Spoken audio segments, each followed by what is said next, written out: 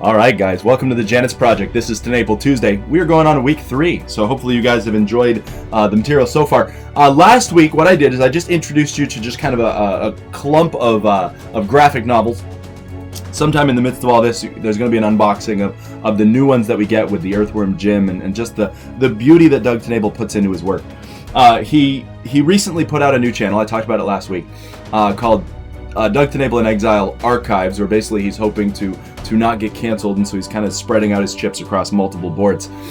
And on this, he put out a video for about half an hour explaining how to build a fish tank. And part of his idea was he wonders if God gave us creatures like this just to appreciate the beauty of the world around us. It's calming, it's soothing, it's something that people do for a hobby and to kind of relax.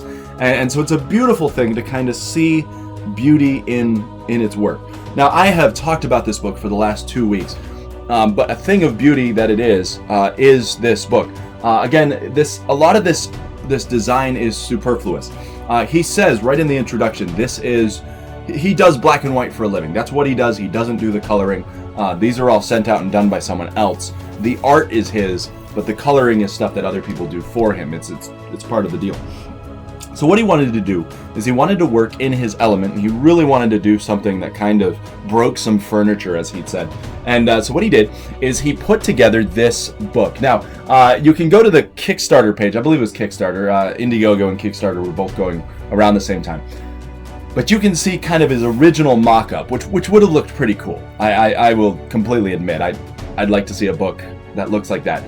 Because originally it was Launch Thy Cow, which was kind of fun, pulling the old English out of it. But he decided to go more with this style. And one of the things he did, as he kept adding stretch goals, for those of you who aren't familiar with how Kickstarter works, what a creator can do to kind of drum up interest is they can add what are called stretch goals. These are completely superfluous. All it's doing is trying to drum up interest and excitement. That's all they're there for. And so what happened is he started adding stretch goals. Now, one of the stretch goals is up there on the shelf. It's the metal trading card. He just threw that one in there, which those are awesome. And so I'm really excited. I actually have a second one coming in, so I'm going to have 2 of those. And so what he did is, as part of his stretch goals, he decided to add this big metal plate. And that was more or less something he kind of just forced because he really, really wanted to see it on there. And so he kept drawing that out and sharing that with us as he went along. This gilt highlight that would kind of go along this foil, which is just really, really cool, and then on the spine, and then even just these little ribs to kind of add some genuine look of an old book. And it's kind of hard to see, but you can just barely see that these things are ribbed. And then, of course, you've got the debossing, which is this right here on the back, the kind of imprint, all right, and then embossing, which is the popping up. And so he does all of that, and then he tops it off with kind of that gilded edges, and again, it's just so beautiful.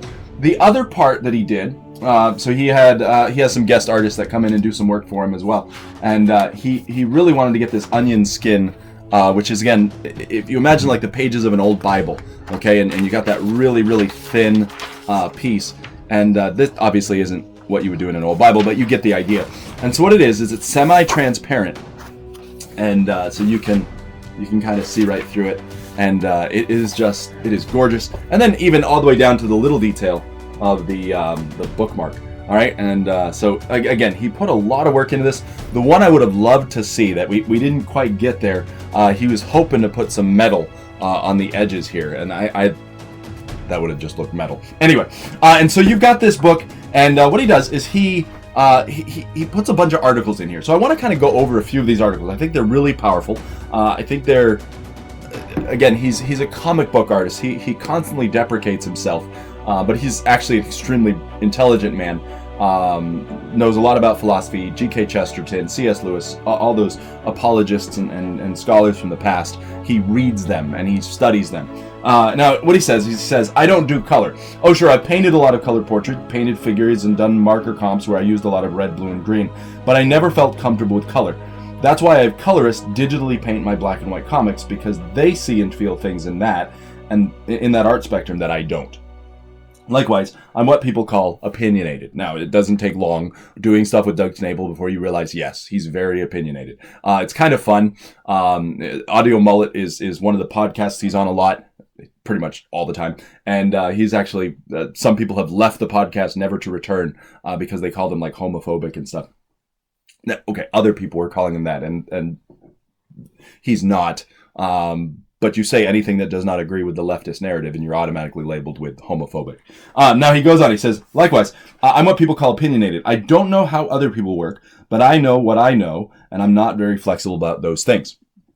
If I'm unclear on a particular and I don't know how it works, like the Trinity, I say, I don't know. But I'm pretty black and white about not knowing. It's binary thinking, and I have to wonder if so much of my worldview is black and white because I'm also primarily a black and white artist and storyteller. I know you're not going to be able to get your hands on this book again, but I hope he puts these articles out so you can read them. They're powerful articles. One of the ones I really, really loved is he was talking about don't compare specifics with generalities. And I'll get to that in a future week. But as he goes further, he says, this book is written in tribute to the idea of black and white. I made a rule before starting out that I would not hold back on what I believe so that you can see how far the ideals of black and white go. It's exhaustive. Like many subjects I care about, I have a lot to say. We throw around the phrase black and white, and these days it has fallen out of favor. You can call a full-throated defense that not only do we need to make clear distinctions, but nearly all my work has benefited from making such marks on a page on my thinking in every creation.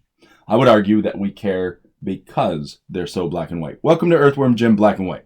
Perhaps the strangest, most beautiful printed rarity I'll ever make. Because this book was directly funded by you, I'll have to start by thanking you for letting me play in this proverbial sandbox.